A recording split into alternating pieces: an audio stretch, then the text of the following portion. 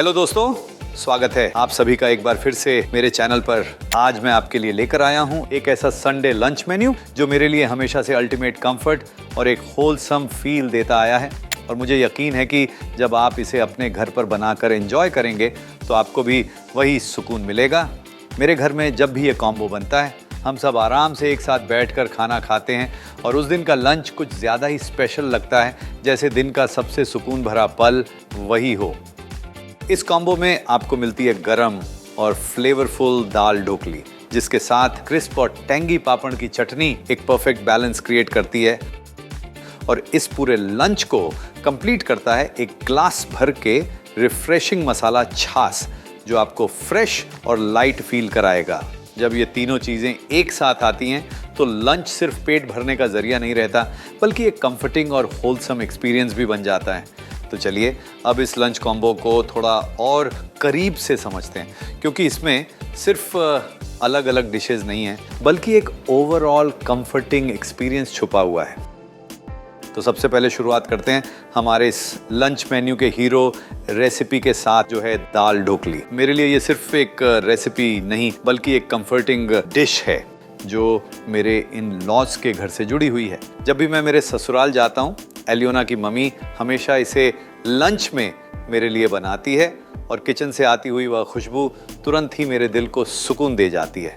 ये एक easy one pot meal है जो न्यूट्रिशियस तो है ही, लेकिन अपने हर बाइट से एक परफेक्ट बैलेंस ऑफ फ्लेवर्स भी ऑफर करती है।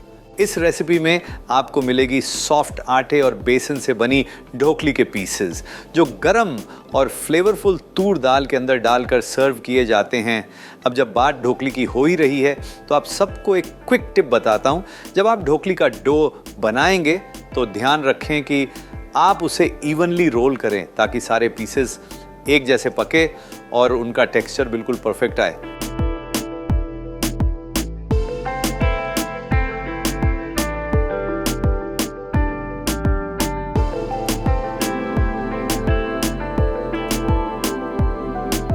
अब चलते हैं दाल की तरफ। तो उसके लिए भी मेरे पास एक टिप है।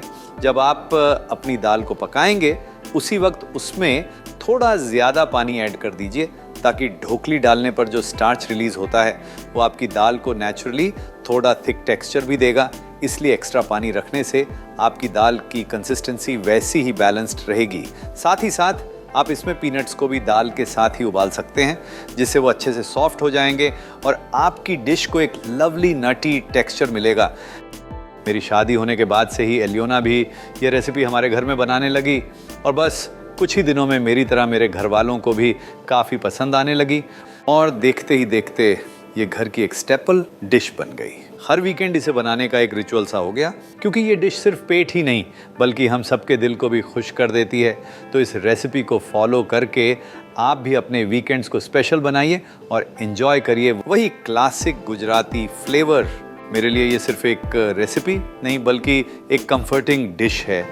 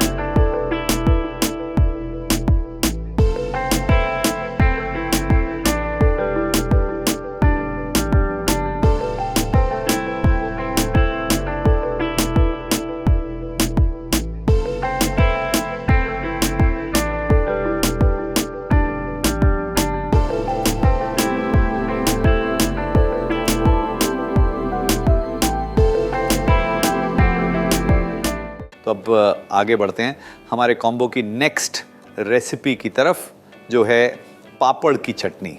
इस पूरे लंच में ये भले ही एक छोटा सा एलिमेंट हो, लेकिन अपने फ्लेवर से अपनी अलग ही जगह बना लेती है। ये एक ऐसी रेसिपी है जो बनाने में बहुत ही सिंपल होती है, लेकिन पूरे मील को तुरंत अपलिफ्ट कर देती है।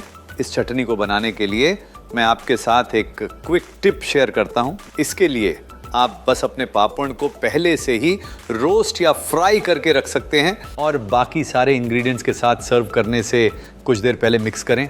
इससे पापड़ क्रंच बनी रहती है और चटनी का टेक्सचर भी बिल्कुल परफेक्ट आता है बिना सॉगी हुए। मेरे लिए ये हमेशा एक क्विक लेकिन काफ़ी डिलीशियस एडिशन रहा है जो बिना ज़्यादा एफर्ट के लंच को थोड़ा सा और इंटरेस्टिंग बना देता है। ये डिश राजस्थान और महाराष्ट्र में काफ़ी पॉपुलर रही है अपने बोल्ड और स्ट्रेट फॉरवर्ड फ्लेवर्स के लिए, और इसी सिंप्लिसिटी के साथ ये हर थाली में ईजिली फिट हो जाती है।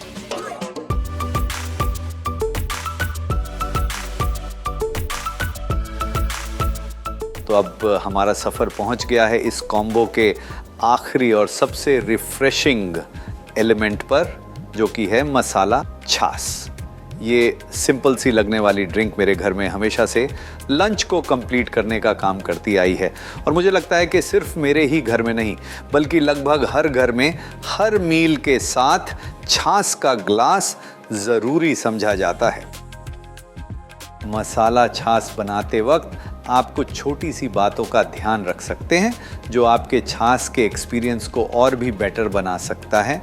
जैसे कि जब आप मसालों और एरोमेटिक्स का ग्राउंड मिक्सचर बनाते हैं तो उसे बिना दही ऐड किए पहले से ही रेफ्रिजरेटर में स्टोर कर सकते हैं, ताकि जब भी आपको छाछ बनाने का मन हो तो ये रिफ्रेशिंग ड्रिंक बनाने का प्रोसेस और भी ईजी हो जाए।